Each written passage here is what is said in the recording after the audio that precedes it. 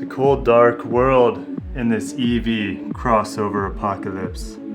Not even the Lancer Evolution and its rest in peace soul is safe in these frigid, trying times.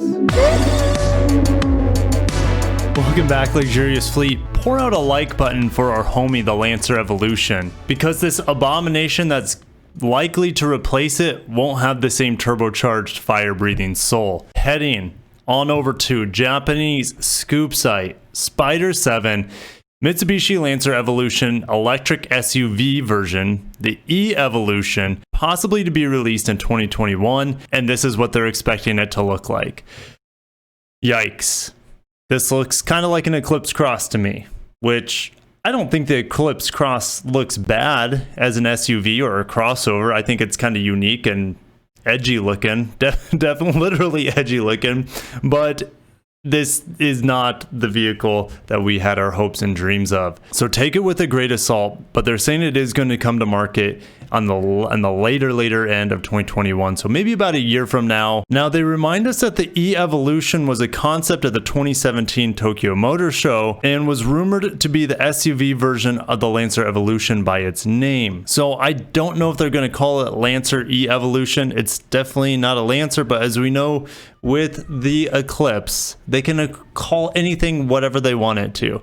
The Eclipse Cross is definitely not an Eclipse coupe, but if they can do it with that car, why not do it with the Lancer? Lancer is just another crossover, right? What are the differences between that concept we got in 2017 and this production version that could be coming in about a year or so? Well, they're saying that the doors are going to be abolished, the double doors with the suicide openings. If you want an EV with that suicide backwards door, just look at the Mazda MX-30, because that's your go-to car then. They're saying that the A-pillar will have a steeper slope while the rear part is designed in a bold coupe style. They're saying the living space is improved and making it stylish and practical city type SUV, right? Because Lancer Evolution, everything about it screamed practicality. Well, you could argue that it had good practicality because it had 4 doors and a trunk, but people are not buying the Lancer Evolution for practicality. It's just an added bonus. Now, the front end has a more advanced design of the dynamic shield, which obviously is going to trigger the shield for the Nissan Ariya. What we do know is that Mitsubishi, Renault, and Nissan are sharing electric platforms going forward.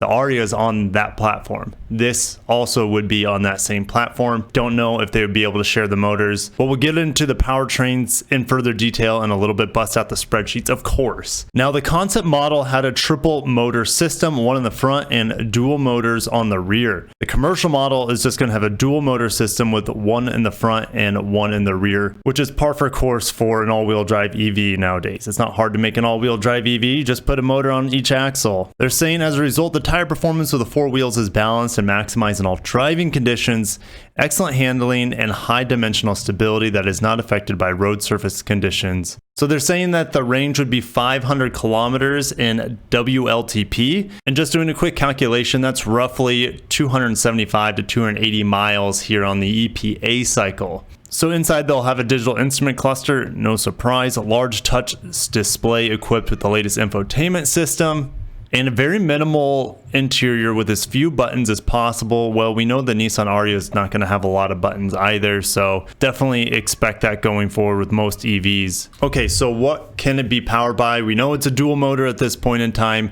Of course, it's going to have all-wheel drive as all Evos did before it. If we look at the Outlander plug-in hybrid engine and motors, well, we're going to look at the UK version because the UK has an updated, more powerful version of the Outlander that we'll be getting later this year in the United States. But let's scroll on down to the spreadsheet here.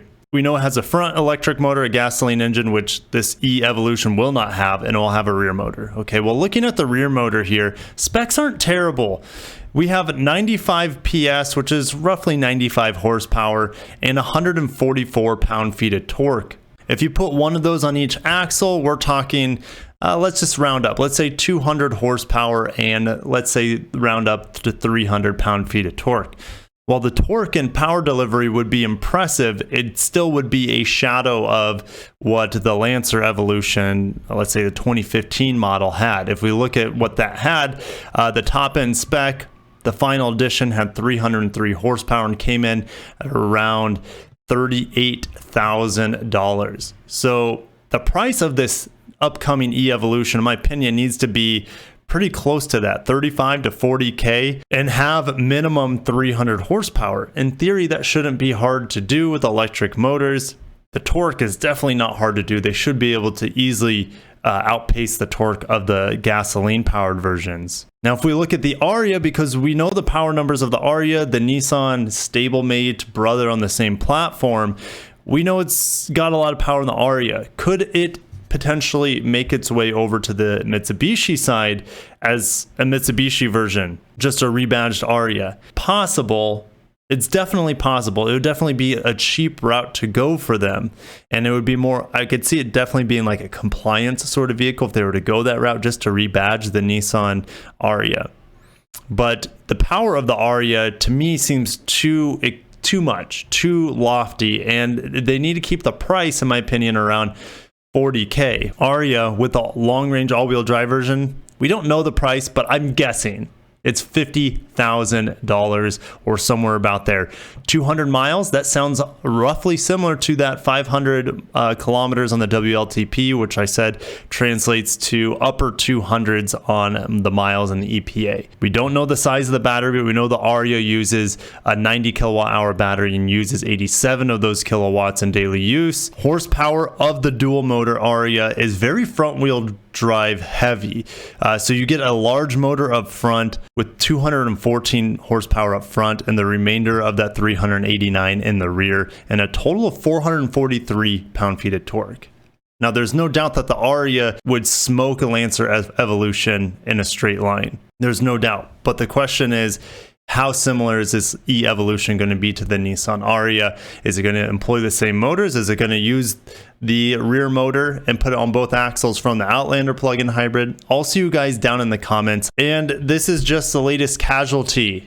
Even though the Evo has been gone for a few years now, I feel like we just can't let nameplates rest in peace. The Eclipse got brought back as a crossover.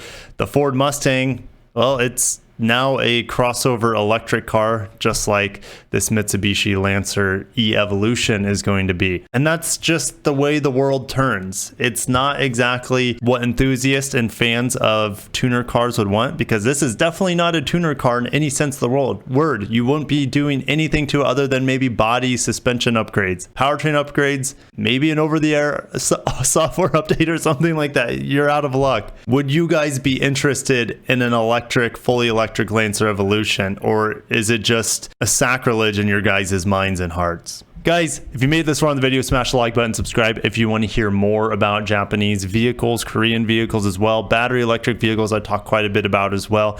And smash the like button if I haven't said that already. I'm pretty sure I did 18 times. I'll see you guys in the next video. Thank you so much for everything you guys do for me and the channel. You guys rock. Have a good day. Take care and peace out.